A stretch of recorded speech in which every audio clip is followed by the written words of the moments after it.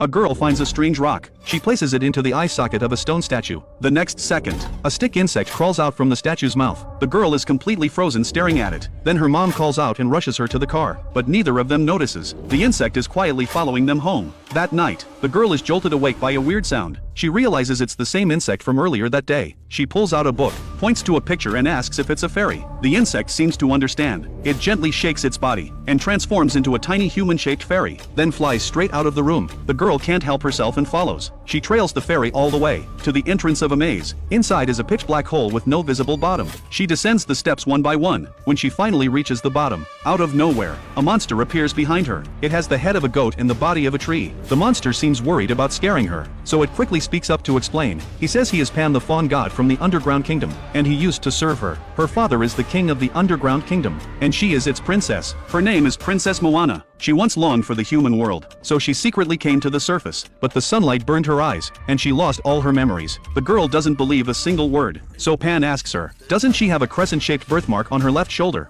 That's the proof. The girl freezes, because she does have that birthmark. Pan then tells her, if she wants to return to the Underground Kingdom, she must follow the clues in a book, and complete 3 tasks. He hands her the book, and warns her, only open it when she's completely alone. That's when the tasks will appear. She opens it right away, but the pages are completely blank. By the time she looks up, Pan has already vanished. The next day, she opens the book again. This time words actually appear on the page. The girl is thrilled. She starts her first task. She needs to find a withered old tree near her house. Inside lives a giant toad. She must place 3 magic stones into its mouth to retrieve a key hidden inside its belly. She takes a deep breath and crawls into the hollow trunk. It's dark and wet in there, and covered in disgusting bugs. She pushes through the fear, and crawls deeper and deeper inside. Sure enough, a massive toad is waiting at the end. She tells it she's the princess, and demands the golden key. But the toad has no idea what she's saying. Then a bug crawls right onto her face.